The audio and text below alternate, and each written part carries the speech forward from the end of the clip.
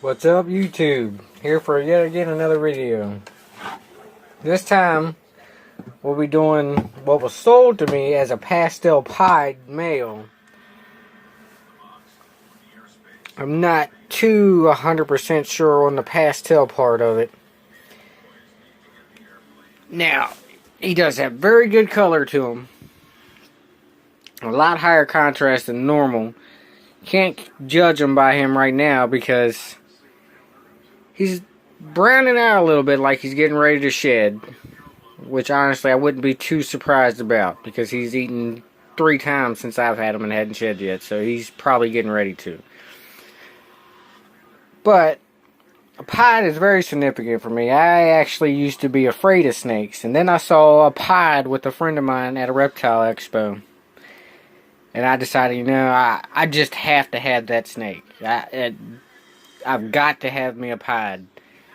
Even though a pied wasn't the first ball python I got. It was the snake that decided, well, I'm getting over my fear of snakes. And I saw this guy for sale on Facebook. Bought it from a chick on Facebook that I've seen a lot in the reptile community. She seemed pretty trustworthy. Like I said, I'm not saying she was wrong, but you get a good look at the color there. But she sold it to me as a pastel pied. Only paid $300 for him, so I mean, I was still happy. I'll still be happy if he turns out not to be a pastel. But as far as I'm concerned, until it's proven out, he is just a pied. Very pretty pied, though, I had to say. He's got the high color, and that's what I'm looking for in my pieds. Kind of like Olympus reptiles. They breed for the high color, not the pattern or the high white, which is, the white is completely random. What passes on is the coloration and the pattern. And he's got nice coloration and nice pattern, so I was happy with him for $300 either way. Didn't have to pay shipping and handling. Like I said, she was local. Drove about half hour away. So very pleased with that. Pied's going to be a big part of my breeding program. Pieds and clowns are my favorite ball pythons, so that'll be a lot of what I'm working with, and that's what I plan to work with. Pied is a recessive trait, which means that both parents are going to have to carry the pied gene. May not have to be shown, but they're both going to have to carry the pied gene. Since we done talked about him being recessive and carrying the genes, I'll go ahead and introduce 2 other snakes in this video. Now this one here, I picked up, was another pickup from Mystery Exotics.